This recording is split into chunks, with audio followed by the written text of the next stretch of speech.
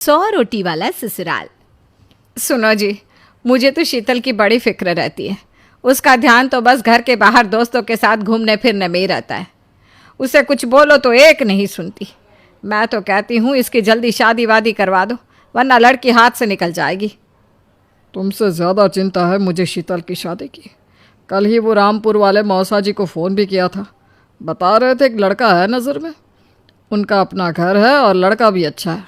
अरे तो फिर बस बात चलाओ ना, एक बार देखे तो सही लड़का और घर बार कैसा है। कौन से लड़की की बात चल रही है यहाँ? तुम्हारी शादी की बात चल रही है बेटी। अब तुम्हारी शादी की उम्र हो रही है तो लड़का तो देखना पड़ेगा ना। उफ़ो, मुझे अभी नहीं करनी शादी वादी। ये तो मेरे खेलने कूदने के दिन है। बहुत खेल कूद ली तुम। अब घर के काम धाम सीखने की कोशिश करो, समझी? ससुराल जाकर हमारी नाक मत कटवा देना। सब्जी काटनी तो आती नहीं इसको, तो नाक ही कटवाएगी। अरे मैं इसे शादी तक अच्छे से सब सिखा दूंगी। आप तो बस उस लड़के से इसकी शादी के बाद चलवाओ। कुछ दिनों बाद कुणाल और उसकी माँ शीतल को देखने घर आते हैं। कुणाल दिखने में बड़ा ही स्मार्ट होता है। शीतल तो उसे देखती ही रह जाती है। देखो जी, हमारी कोई डिमांड तो है नहीं, बस हम चाहते हैं कि लड़की घरेलू हो, घर के सारे कामकाज संभाल ले। अब आपके परिवार में तो बस 3 ही लोग हैं, पर हमारा तो खूब भरा पूरा परिवार है। बाकी हमें लड़की के घूमने फिरने दोस्तों से मिलने से कोई दिक्कत नहीं है। घर का काम करने के बाद जो चाहे सो करे। अरे वाह, ये तो इतने बढ़िया लोग हैं।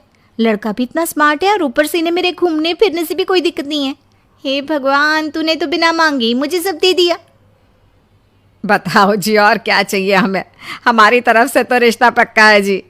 बस फिर तो हंसी खुशी शीतल और कुणाल की शादी हो जाती है।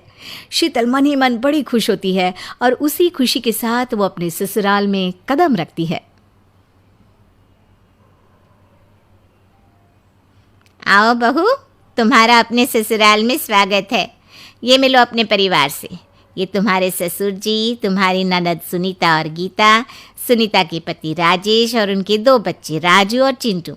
ये ना हमारे साथ यहीं रहते हैं। ये तुम्हारी दादी सास हैं और बाकी लोग अभी बाहर गए हुए हैं। इतने सारे लोग, ये सब यहीं रहते हैं इस घर में? अरे अभी तो मेरे देवर देवरानी और उनके 3 बच्चे यहाँ नहीं है। उसके मायके में भी शादी थी ना, तो बस वहीं गई है।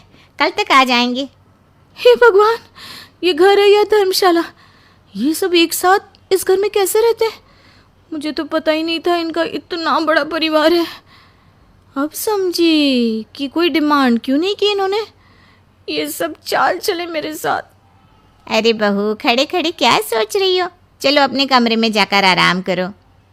जी माँ जी। अगले दिन शीतल का ससुराल में पहला दिन होता है। शीतल रसोई में जाकर सबके लिए खीर बनाने लगती है। तभी उसकी ननद सुनीता आती है। अरे वाह भाभी, आज क्या बना रही हो? बस दीदी, आज वो पहली रसोई है ना, तो खीर बना रही थी। अरे भाभी, ये खीर वीर रहने दो। घर में 4 लोगों को शुगर है और कुछ लोग मीठा ही नहीं खाते। आप ना सीधा खाना ही बना दो। क्या फ़र्क पड़ता है मीठा बने या नमकीन? बस बहू के हाथ की पहली रसोई होनी चाहिए ना। जी दीदी, तो फिर मैं खाना ही बना देती हूँ। आप बता दो खाने में क्या बनेगा? बस सिंपल सी कोई सब्जी बना दो, जैसे आलू गोभी या आलू मटर, और उसके साथ रोटियां सेक दो। हमारे परिवार में अब तुम्हें मिलाकर पूरे 20 लोग हो गए हैं। 15 बड़े और 5 बच्चे। बड़ों की 6 और बच्चों की 2 के हिसाब से रोटी बना देना। चलो मैं चलती हूँ, सब देख लेना। हाँ, बड़ों की 6 रोटी मतलब कि 15 लोगों की 90 रोटियाँ, और बच्चों की 2 रोटी मतलब 5 बच्चों की 10 रोटियाँ। 90 और 10 मतलब कुल मिलाकर 100 रोटियाँ। हाय, मैं तो मर गई। 100 रोटी अकेले कैसे बनाऊंगी? माँ, ये तुमने मेरी शादी कहाँ कर दी? शादी से पहले तो मैंने कभी 4 रोटी से ज़्यादा नहीं बनाई। शीतल एक बड़ी सी परात में 100 लोगों के हिसाब से आटा निकालती है और उसे गूंथना शुरू करती है। आटा गूंथते गूंथते शीतल के पसीने छूट जाते हैं। उसके बाद बारी आती है रोटी बनाने की।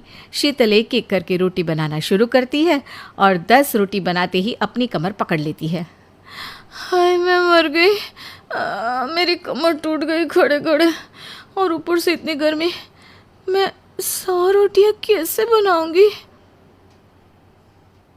अरे भाभी, सब बाहर रोटियों का इंतजार कर रहे हैं। ज़रा जल्दी जल्दी रोटी सेक दो।